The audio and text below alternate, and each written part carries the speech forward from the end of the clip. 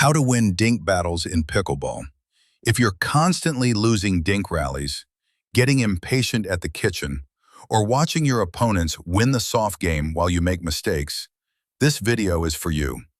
One of the most common questions players ask is, how do I win dink battles in pickleball? And here's the surprising answer. Winning dink battles has very little to do with having the best dink. It has everything to do with strategy. In fact, some of the best dinkers in pickleball aren't the hardest hitters, the fastest players, or the most athletic. They're simply smarter. They understand positioning. They understand patience. They understand placement. And most importantly, they understand how to win dink battles in pickleball.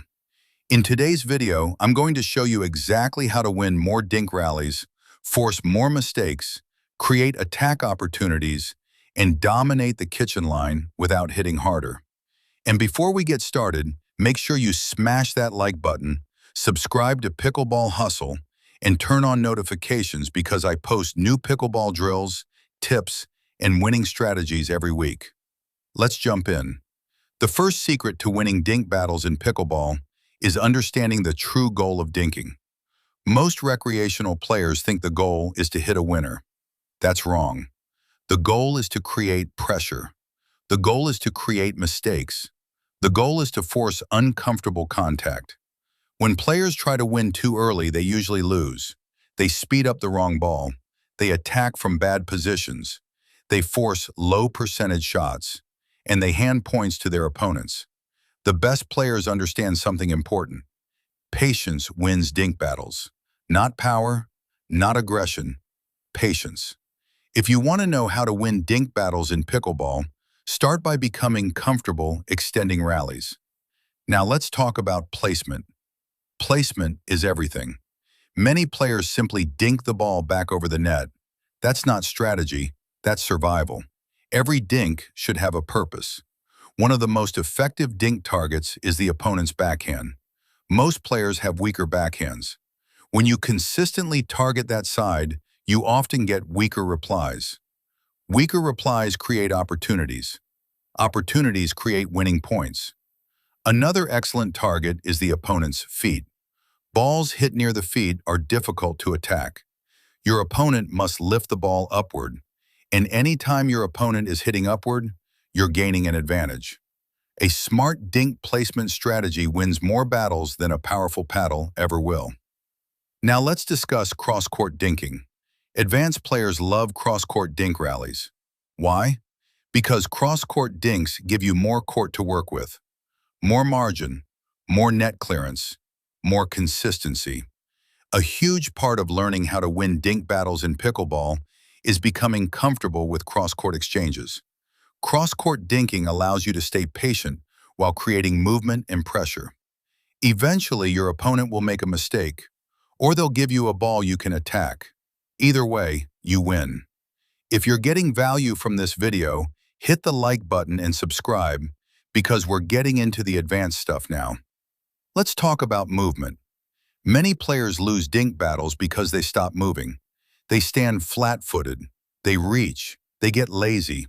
Then they wonder why they're popping balls up. Great dinkers move constantly.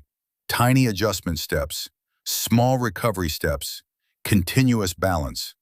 The better your footwork, the easier dinking becomes. Remember this, good feet create good dinks. Good dinks create pressure. Pressure wins points. Now let's discuss paddle position.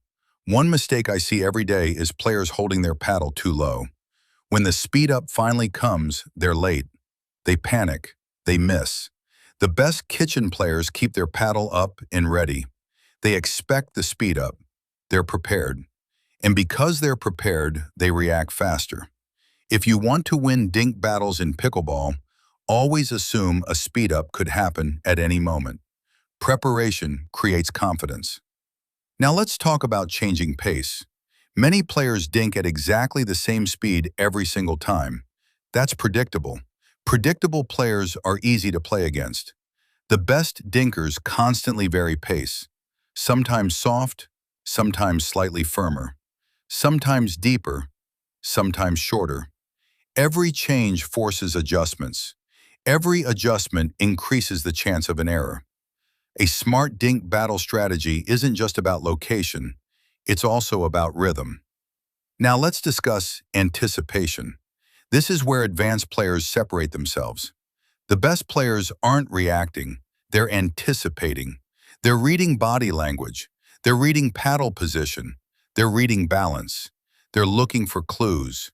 Does your opponent lean before speeding up? Do they attack mostly off the forehand? Do they get impatient after long rallies?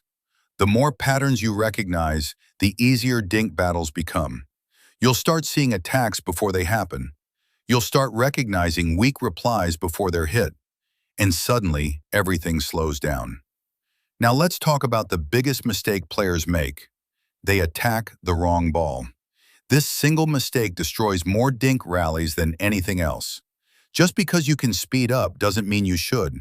The best players attack balls that are high, balls that bounce up, balls that force uncomfortable contact, balls that create an advantage. Everything else, stay patient. One of the best ways to win dink battles in pickleball is learning when not to attack. Now let's discuss soft hands. Soft hands are one of the most important kitchen skills. Many players grip the paddle too tightly. That creates hard contact. Hard contact creates pop-ups.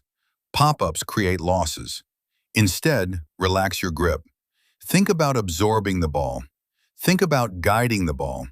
Think touch rather than power. Soft hands create lower dinks. Lower dinks create fewer attack opportunities for your opponents. Now let's move into drills. The first drill is the 50 dink challenge. Try to complete 50 consecutive dinks with a partner. No speed-ups, no winners, just consistency. The second drill is cross-court dinks only. This teaches patience and placement.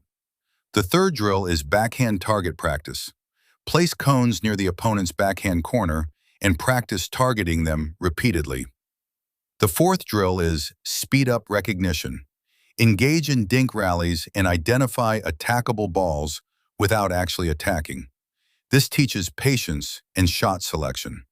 Most players attack too early because they never learn to recognize the right opportunity. Now let's discuss the biggest secret most recreational players never learn. Winning dink battles isn't about winning the current shot. It's about winning the next shot, and sometimes the shot after that, and sometimes the shot after that. The best players are always thinking ahead. They're setting traps. They're creating patterns. They're building pressure. They're creating opportunities. That's why they win so many dink rallies. Not because they hit better dinks, because they think better. Let's quickly review how to win dink battles in pickleball. Number 1, stay patient. Number 2, target backhands. Number 3, attack the feet. Number 4, use cross-court dinks. Number 5, move your feet. Number 6, keep your paddle up. Number 7, change pace. Number 8, anticipate patterns. Number 9, attack only the right balls. Number 10, develop soft hands. Master these principles and you'll immediately start winning more dink rallies, controlling more kitchen exchanges, and forcing more errors from your opponents. If this video helped you, smash that like button, subscribe to Pickleball Hustle, and share it with a pickleball partner who needs help winning dink battles. And leave a comment below. What's your biggest dink battle struggle? Patience, placement, speed-ups, pop-ups, or attacking too early? I read every comment and often create future videos based on your suggestions. Thanks for watching, keep practicing, and I'll see you in the next pickleball strategy video.